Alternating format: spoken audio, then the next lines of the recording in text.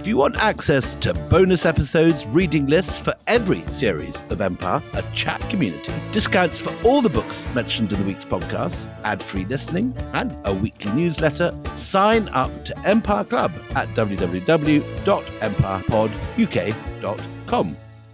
I can say to my new Samsung Galaxy S25 Ultra, hey, find a keto-friendly restaurant nearby and text it to Beth and Steve. And it does, without me lifting a finger. So I can get in more squats anywhere I can. 1, 2, 3. Will that be cash or credit? Credit. 4. Galaxy S25 Ultra, the AI companion that does the heavy lifting so you can do you. Get yours at Samsung.com. Compatible with select apps. Requires Google Gemini account. Results may vary based on input. Check responses for accuracy. Hey guys, back at the playground again, huh? Yep. You know what this playground could use? A wine country. Heck yeah, and some waves, so we could go surfing. Oh, yeah. Love that. A redwood forest would be cool. I'm in. Ski slopes. Let's do it. Can a girl go shopping? Yeah, baby. Wait! Did we just invent California? Discover why California is the ultimate playground at visitcalifornia.com. This episode is brought to you by Progressive Insurance. Fiscally responsible, financial geniuses, monetary magicians. These are things people say about drivers who switch their car insurance to Progressive and save hundreds. Visit progressive.com to see if you could save. Progressive Casualty Insurance Company and Affiliates. Potential savings will vary, not available in all states or situations.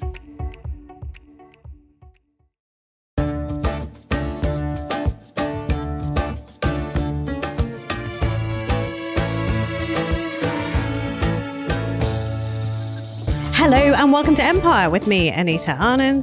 And me, William Drummle. Got a very serious voice on. We're in the same room, so I can look as serious. Incredibly serious hungover. Look at you're looking almost Donish with your intensity. Got a positively splitting headache. Really, Anyway. why is that then, William? Let's all feel sorry well, for there was you. a little bit of a party at the Jaipir Uh-huh, Festival last night, it is true. And Yes. I am so busy getting my wife to drink a pint of water when we got home that I didn't remember to drink a pint of water myself. Poor baby. Anyway, look, the thing that we've been really excited about is talking about Ireland. For ages, William and I have been speaking about this. And we both come to this with a real serious draw because, well, you start off. Why do you care about Well, Ireland? I tell you, I've always been aware that I don't know as much about Irish history as I should do. I was very much brought up by my half-Irish, half-Scottish nanny on tales of the potato famine and was taken down, I remember, to the public library in North Berwick at the age of about 6 and 7 and shown these woodcuts of Irish mothers turning to cannibalism and this sort of stuff. It was in the Great Hunger, 1847. 1847. You're not allowed to talk yet. You've not been introduced. We've got a great guest. We have a Hang guest on. here. She's irrepressible. You just heard her voice. We're going to introduce her any second now. Yeah, so that was your interest. It was something which was so present. I mean, my childhood, like everyone else of my age, I'm now about to turn 60, was, pub bombings and the whole The IRA Irish question. and And yet troubles, we yeah. never really understood what it was all about, where it had all started, who the IRA were, why they were so angry with people in Britain that they'd let off bombs in pubs. Okay. And I've always been aware that while I've studied history in half the rest of the globe, I've never really educated myself properly, sufficiently on Irish history. And it's been a great learning curve to read the books of our guest. Guess who we haven't introduced yet? She's sitting here. She's actually one of the nicest people we've had on the pod, and she's being I so told you you'd very love her. patient. I did. told you I love her. I love her. She's all mine. The reason I come to Ireland, and I've been obsessed with it, is because Ireland came up time and time again in research when it came to Indian nationalism, and it was a really troubled and troubling relationship. So on the one hand, when I wrote about things like the massacre in Amritsar, the men who were responsible for that were two Irishmen. One, Sir Michael O'Dwyer, a Catholic from Tipperary, and the other, Rex Reginald Dyer, who went to Middleton College in Cork. And I mean, had a wretched time there, didn't like it, but, had that sort of Irish identity as well. And I didn't understand how that happened. But also, you had members of Irish nationalism holding up Indian nationalists who had either launched bombs or put trains off tracks or given up their lives or been hanged, in the case of Udham Singh, as their heroes too. And the first official visit that happens to a free India is de Valera, who comes over representing Ireland to India. So there's all of these gnarly things. And so we turned to the absolute best person who's all mine. Professor Jane Allmeyer is here, author of Making Empire, Ireland, Imperialism and the Early Modern World, who is going to unravel all of this. I mean, I have to tell you, William did say, I'm going to introduce you to Jane Allmeyer. You're going to fall head over heels in love. It's happened. It did happen. It completely happened. Jane and I have already now been on a sort of lecture tour together. We've been an extraordinary initiative. Jane was brought over by the Irish embassy, and it happens that the British High Commissioner in India is from Belfast, and they've made firm friends, the Irish ambassador and the British High Commissioner. And Jane and I were sent off to sort of talk empire and all things that connect empire in India and empire in Ireland. And we did it in Bombay, and we've done it in Delhi in front of an extraordinary diplomatic audience. And it was at this point that I realized there was absolutely no excuse whatsoever for not bringing Jane on for a whole new series. And I think this is one of the things that people really, really have consistently asked us to do since we started Empire 3 years ago, to focus very much on these major issues of the first English colony. And so we now we can legitimately hear your voice, Jane. Hi. You're allowed to talk. You've been nodding frantically. Well, Anita, William, I'm absolutely thrilled to be here and to be here with you at the Jaipur Literary Festival. William, we had such fun at the Tata Festival in Mumbai and then, of course, in Delhi. So at that amazing event, the British High Commissioner and the Irish ambassador. And do you know something? It was so interesting. At the end of that, the Lithuanian ambassador got up and she said, this is so extraordinary. The colonised and colonizer having a very respectful, difficult conversation because these issues are difficult. So, I mean, hopefully... She said that it couldn't possibly happen between Lithuania and Russia, for example. Right. Yeah. So there's some signs of hope. We've just, at this Jaipur Literature Festival where we're speaking from, I've just come from watching Gideon Levy on stage talking about Palestine and Israel.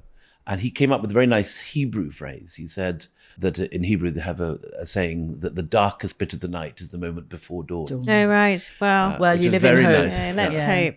So all of these questions, Jane, that are in our heads, and also you throw in something even more interesting into the mix, which we're going to be discussing in this series, which is that Ireland is the laboratory where all colonial experiments are perfected. And just in a nutshell, because we're not going to do it in this episode, we're taking it all the way back to Tudor England in this episode. But what do you mean by that? It's a laboratory for all other colonialism. Well, Ireland is England's first colony, and they use Ireland literally to try out policies, ideologies, but also men, mostly from England, learn the business of empire by cutting their teeth first in Ireland and then going into the Atlantic world and, of course, then into India and elsewhere. So Ireland is a place where we were a colony, but we also then made empire. And, of course, as you've just alluded to, help to unmake empire in the 20th century. So it's at so many levels that Ireland is there. It's from the very beginning until the very end. You have the Honourable Society of Ireland, founded just 9 years after the East India Company? Yeah, it's 1613. Which is formed to do in Derry what the Brits are doing in Bombay and will do later in Madras and Calcutta.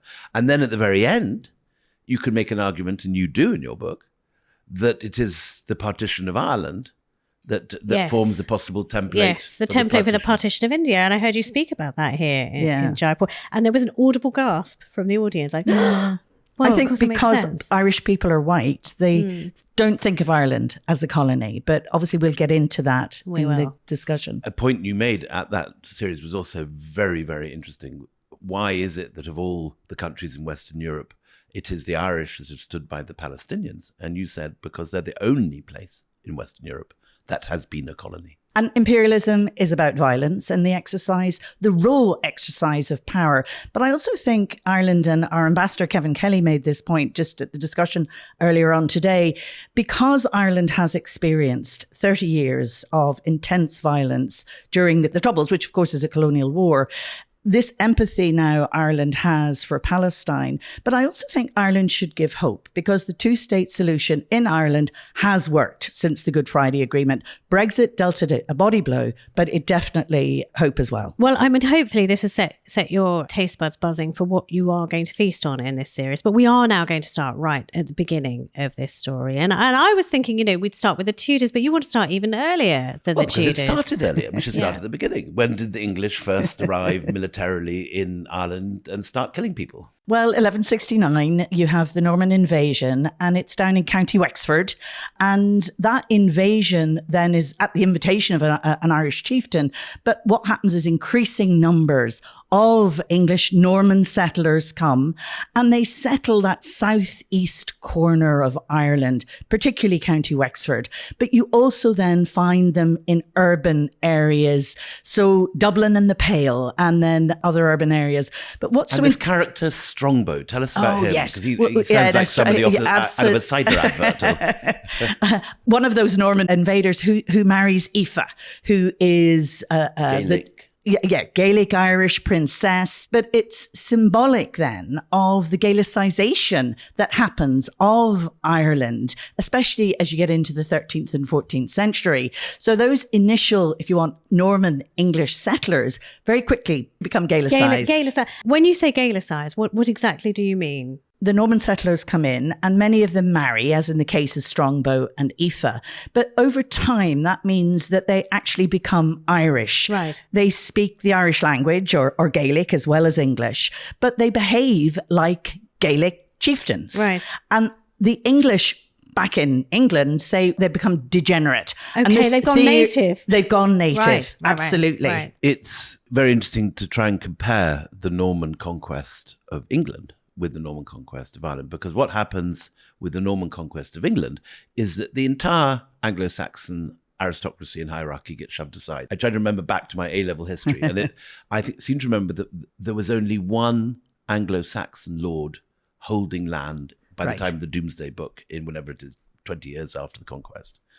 And you have this picture, therefore, of Norman settlers putting up their Motte and Bailey castles with those lovely sort of steep hills. I just made one 3 weeks ago with my 9-year-old son for a project. Tell you everything you need to know about Palisades. Exactly, Palisades and all that sort of stuff. But can I say, William, as well, what you see happening are these consistent efforts or periodic efforts by the London administration to, if you want, Anglicize Ireland. So the Statutes of Kilkenny, which are 1366, these are a series of laws that are passed that says you can't marry Irish people, you can't wear Irish dress, you can't speak the Irish language, you can't use Brehon law or customary law.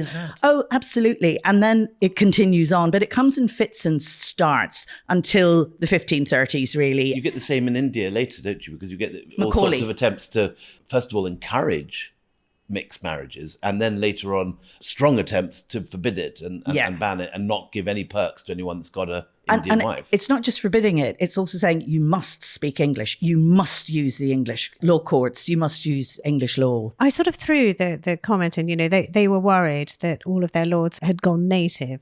And normally that really it's a pejorative that is associated with the colour of people's skin. Here you have something where everybody is white. And so, I mean, what is the attitude to those who are Irish from those who are English? What do they say at this time? Oh, we've got a fantastic insight into that thanks to the work of somebody called Geraldus Cambrensis, Gerald of Wales, who publishes a book called Topographia. And it basically, because of course, Ireland is never conquered by the Romans. And as a result, they're uncivil, they're barbarous. And this narrative of othering. This is Gerald of Wales in the 12th century. Yeah, he's part of that Norman conquest. And his narrative is a bestseller. If a Latin manuscript can be a bestseller. And what's so important about it, William, is it's then later translated in the 16th century by Holinshed into English, and then it is printed. And the second it goes into print, it's like the internet today. So that very hostile, negative representation of the Irish speakers and the Gaels. And what were the stereotypes? What did England say about the people of Ireland? They're always uncivil. they're savages, they're barbarous, they're treacherous. Increasingly, they're subhuman, they're hogs, they're caterpillars, they're a lower form of humanity. Isn't that interesting? Because those are exactly the kind of terminologies that we hear used in those who are native to Africa and Asia as well. You're talking about sort of the Gaelic chiefs that are, come about over time. Did they get on with each other? How much land did they control? Was it all just one kumbaya happy family before there was any kind of colonisation there? Definitely not, Anita. It was a real sort of patchwork of feuding tribal lordships. And you would have had an overlord who would have had a few sort of underlings, sublords. It was all about control over people. It's not about control of land. It's about control of people and control of cattle, actually, because cattle are the currency in Ireland. So a lot of time is spent, running around cattle raiding, because the more cattle you have, the richer you are, and the more people that you can then control. It's very much a fighting and feasting culture. So the fighting is all around the cattle raiding and about all this feuding. This sounds like my own Scottish borders. The reivers going backwards and forwards over the borders, driving the cattle into the dells, beef tug, Moffat and all this. It's exactly that. And alongside that, William, it's a feasting culture. It's about how these great chieftains can exercise control over their followers with food. And I think what's important is to remember that the seas are the superhighways of this period. So if you want, Ulster and that west coast of Scotland are part of the same entity, actually. And the sorts of behaviours that we're seeing in Gaelic Ireland, we see that mirrored across the North Channel, especially in the western seaboard. The Irish language and Scots Gaelic, they even say in Scotland they're speaking Irish. What did the Irish chieftains say about the English? Well, it's really interesting, Anita, because what we find is the Irish chieftains are surrounded by retinues of bards and poets. And they're the ones who record, if you want, the contempt that is felt towards the English and their attempts to anglicise. So that's where we see evidence of, if you want, hostility. And actually, you have somebody like Geoffrey Keating, who's writing, saying, actually, the Irish are hugely civilised. And they go back to Ireland, the land of saints and scholars, back, of course, to the 6th, 7th century, when it was the Irish. When you have Irish missionaries converting first the Picts, then going across onto the mainland and founding Bobbio and St. Gall and these wonderful Celtic monasteries with all these wonderful Irish manuscripts that are still in the libraries. And saying it's really, and they actually refer to some of these negative English commentators, starting with Cambrensis, as dung beetles, who go around, gathering up the dung, and they're not willing then to actually engage with, if you want, Irish civilization as it truly is. So to move forward from the Middle Ages to the Tudor period, basically the English invasion of Ireland is not successful. There's very little land in the hands of the English. The English that are there get Gaelicised. And so by the time that you're entering the time of Henry VIII and the Tudors, English imperialism in Ireland is half cock. There's very little clearly anglicised territory outside the Pale, which means the area of Dublin. Absolutely. And some other urban areas. So what happens, of course, is we have the Protestant Reformation. Henry wants to marry Anne Boleyn and get rid of Catherine of Aragon. And that really changes the face of Irish history, because all of a sudden we have now a very Catholic country that doesn't want to become Protestant. And I think Ireland is the only country in Europe that doesn't adopt the faith of its monarch. And that means Ireland is a strategic geographical threat to England. It's that backdoor into England, because the Spaniards particularly want to vilify and capture England. So, Henry's frustrated with the Pope, and that's well documented. He's fed up, and he gets fed up with Wolsey because Wolsey can't deliver the Pope unto him and make the Pope do what he wants to do. But he actually does mention Ireland specifically. Ireland is a little thorn in his side, even though there's a lot of other things going on. And he writes, there's this letter to Pope Clement VII saying, Henry's just sick of Ireland, sick and tired of Ireland. And he says he declares himself the king of Ireland rather than the Lord of Ireland. And he decides, look, I'm going to show you, you will kneel, you will bend the knee to me. You're right in my sight. And don't think just because you're over the water, I don't notice that you're not letting me do what I want to do. Well, actually, that Kingship Act that you're referring to is 1541, Anita, is very, very important because all of a sudden, actually with that, Henry is saying all subjects in Ireland are my subjects. Prior to that, it was really only that Anglo-Norman colonial elite. So that is a very significant shift. And what he says to the Gaelic lords, he says, okay, I'm going to make a deal with you. If you renounce your Gaelic title and swear allegiance to me, I will re-grant you an English title. But in return for that English title, and he means an earldom or a baronage or some sort of English title, I'm going to give you a patent or a legal title to your land, but you are also going to help me Anglicize Ireland.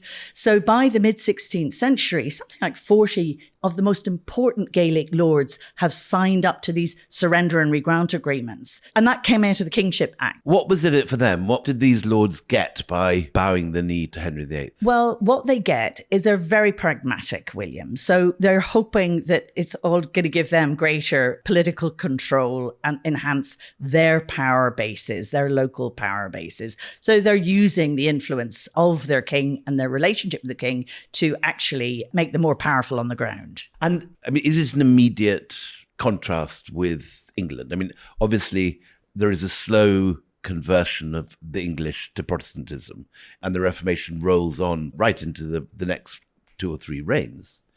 But is it something that you see from the beginning that the English are basically okay with rejecting Rome and the Irish basically want to stick to their loyalty to the Pope? Yeah, you do see that fairly early on. So there's a number of reasons for that. One is that the English Protestant church doesn't have enough resources on the ground, so the infrastructure is weak.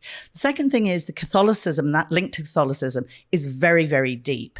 And what we see increasingly... No more or less deep than the English Catholicism? Well, what happens in Ireland is that especially the merchant Old English families, those Anglo-Norman settlers become known as the Old English.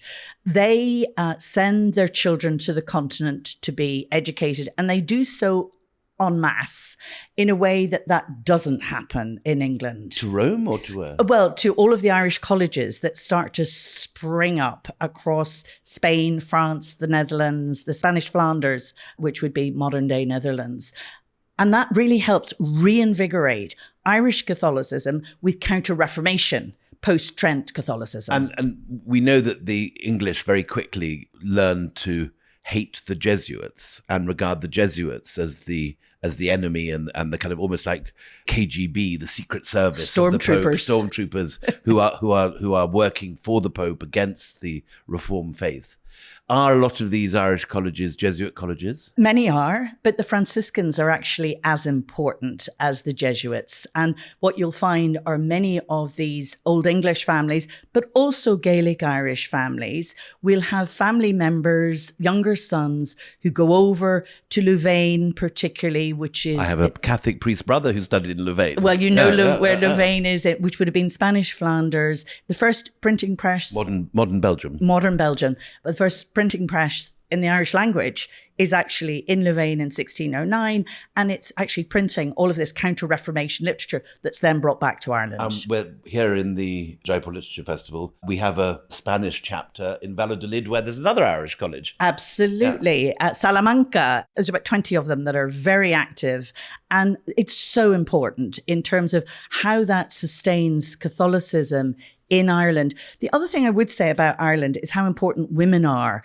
In other words, Catholicism is very much domesticated, and the women of Ireland play a hugely important role in sustaining Catholicism in the house. So the matriarchy, I mean, they hold the table, they preside over they hide rituals the priests, and things, right? Yeah. And you see that very, very widespread. They're very important indeed. But are they recognised then as a problem by the English? Of course they are. So how do they talk about the women at this time? Irish Irish women then who are doing these Oh, well, exact the hiding Irish priests? women, they're lewd, they're whores, they're politically subversive, they're worse than the men. And the language is extremely negative and graphic because they're seen as such a threat because of this ability to promote not just the religion, but also Irish culture. Yeah, defiance, the stories, Cuchulainn and all of those sort of, Irish mythologies that are so precious to those people who don't want to be English, who have their own stories. That is something that you see repeated. I mean, we're going to come to, the laboratory of imperialism, but I wonder if that's just the language of conquest, that if you attack women, you're going to call them whores. It's the worst thing you can do. But I also would say that women in this period are, if you want, chattels. A married woman is a chattel of her husband. And when it comes to the law, it'll be the husband or the father that's prosecuted rather than the woman. So they had this degree actually of flexibility and freedom by virtue of their gender. So it is interesting. Yeah.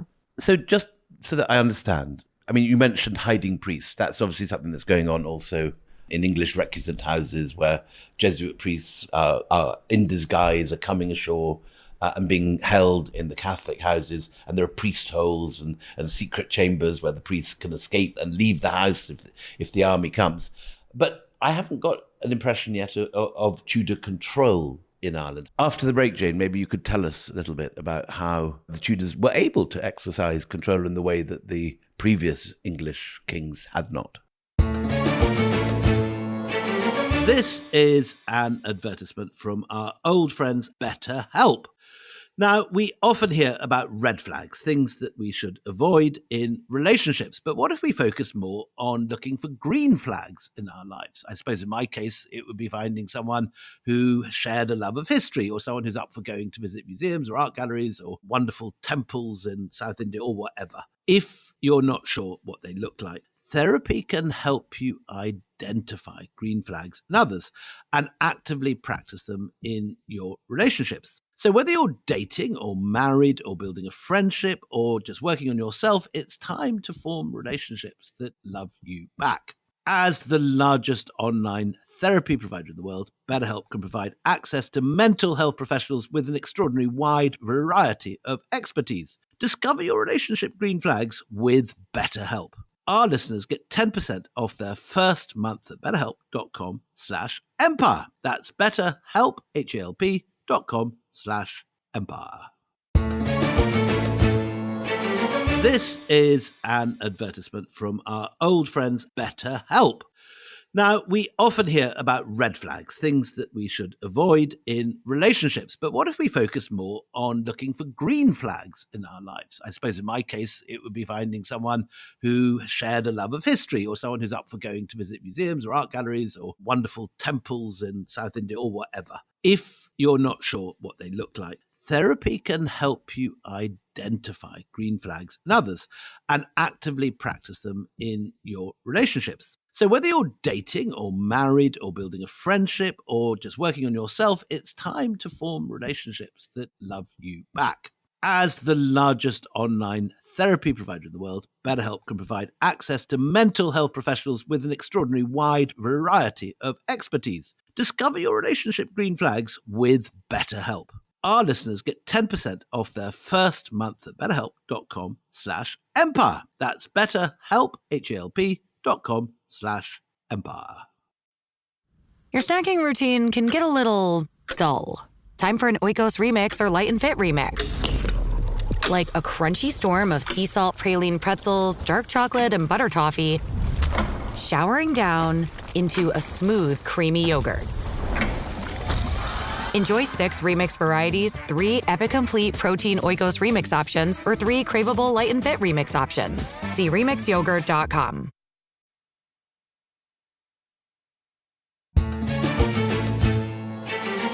Welcome back. So just before the break, William brought in a really important thought, which is you've got a distance between you. You've got some people who are loyal to you and they've swapped titles and others who haven't. How do the Tudors exert control then in this land over the water? So basically, the army. So it's about the use of military force, and that includes the use of martial law. So in other words, the administration can exercise martial law. So Tudor Ireland is an extraordinarily violent place. So on the one hand, you've got extreme violence and the exercise of violence. But on the other, then, there are attempts to, if you want, create a service nobility.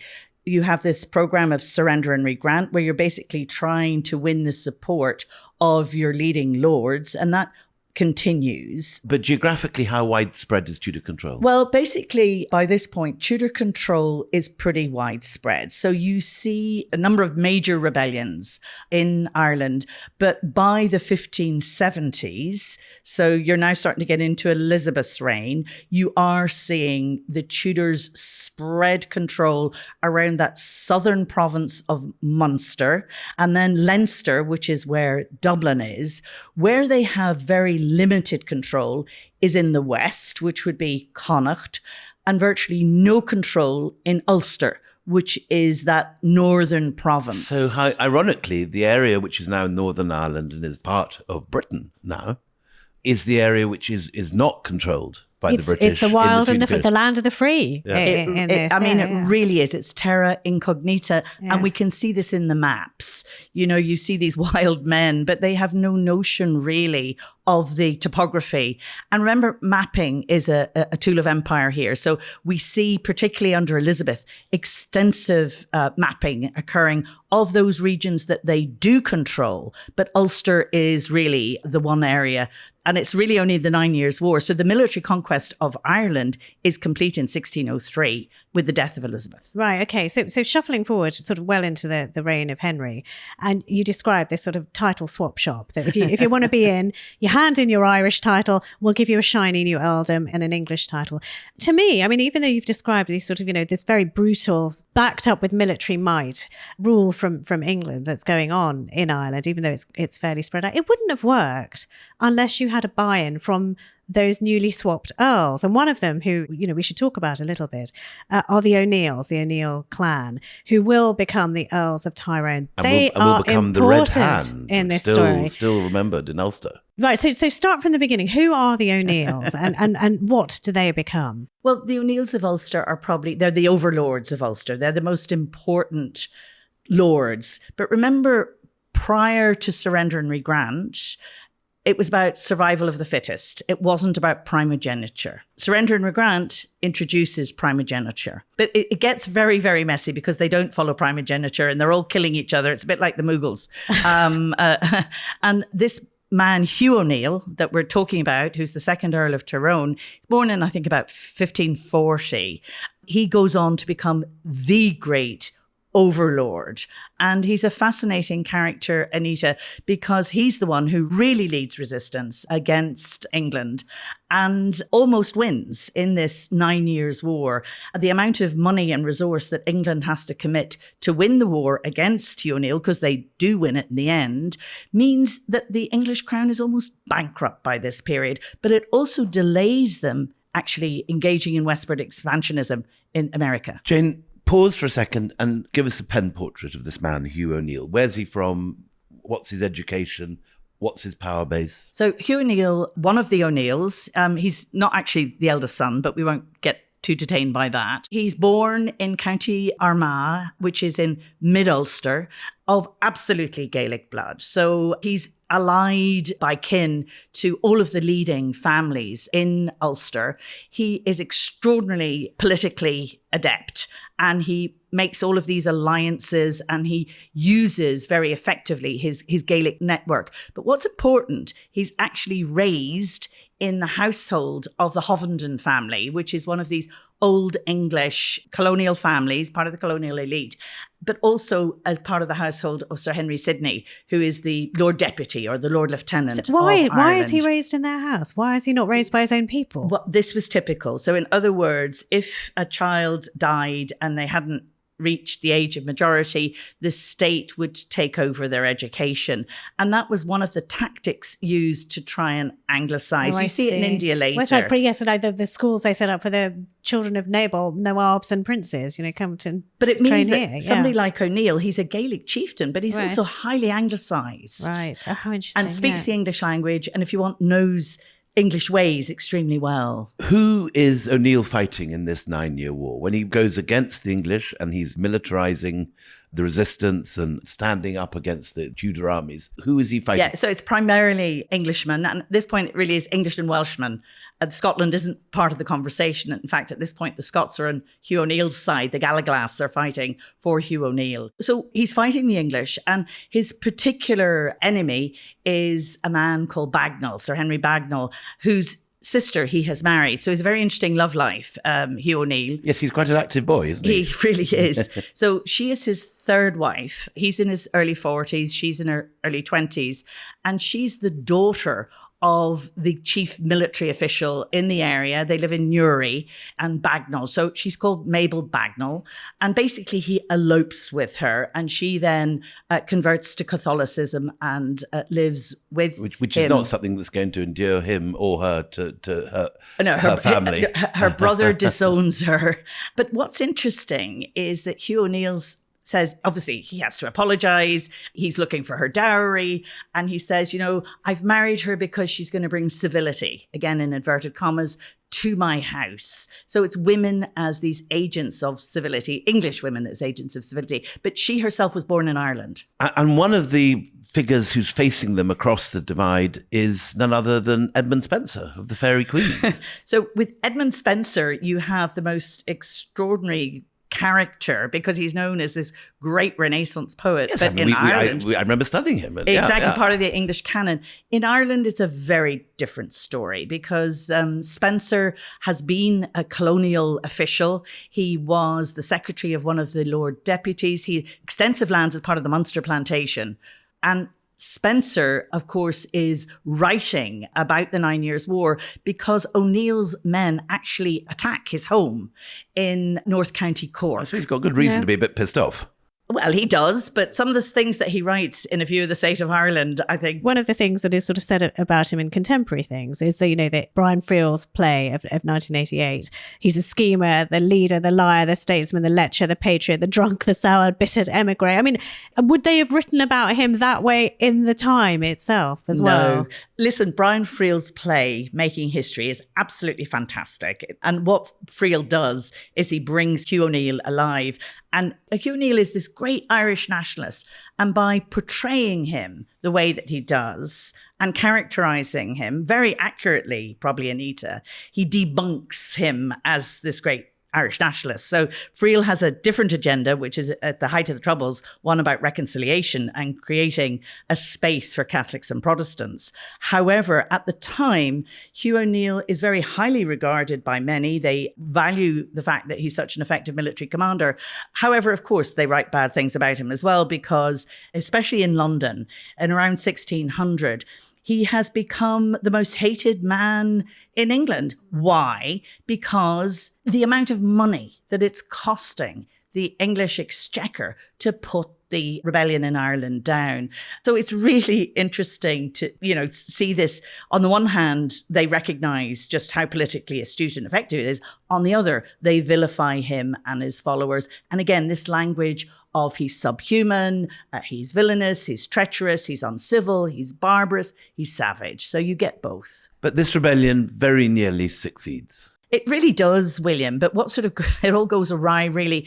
So O'Neill has been very closely working with the Spaniards. Remember 1588, the Armada, the Spaniards, they go back to the Spanish court and they say, okay, guys, let's try again. A lot of the Armada end up in Ireland. Of course. And whenever you see beautiful Irish girls with very dark eyes, everyone always says, oh, they're the descendants of the Spanish who got washed up on the Dingwall Peninsula or whatever. Well, the Armada, many of the wrecks, I think about 30 of the wrecks are off the Irish coast. Only about 4 of them have been actually properly excavated, but they're all there. And every year they commemorate that, actually. Anyway, Street of Strand and the Armada wrecks. But going back to Hugh O'Neill, he is working very closely with the Spaniards. And the Spaniards do send an expeditionary force. But instead of landing... What sort of scale? Oh, you're looking at a very significant force of a couple of thousand troops. And they land with their weapons and all that? They all land, but they land, instead of landing in Ulster, they land in Kinsale. So they land at the other end of Ireland. Which is how far away, just for people who don't know the scale I mean, of this, you're probably looking at least by marching 2-3 weeks march. Oh, right. Gosh, that's no use at all then. No, absolutely no use. Yeah. So what happens is the Spaniards come in the wrong place. There's this mad scramble then to get the troops down, so they're there to support the Spanish invasion. But of course, what happens is the English intercept.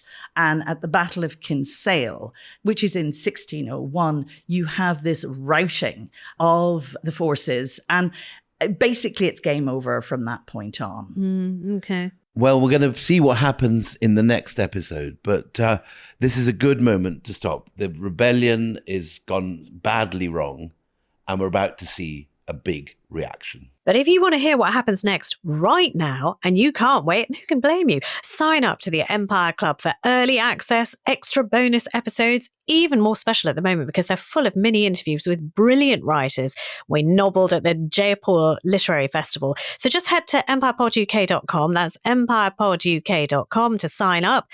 And if not, then, we'll miss you, but we'll see you next time. For now, it's goodbye from me, Anita Anand. And goodbye from me, William Dalrymple.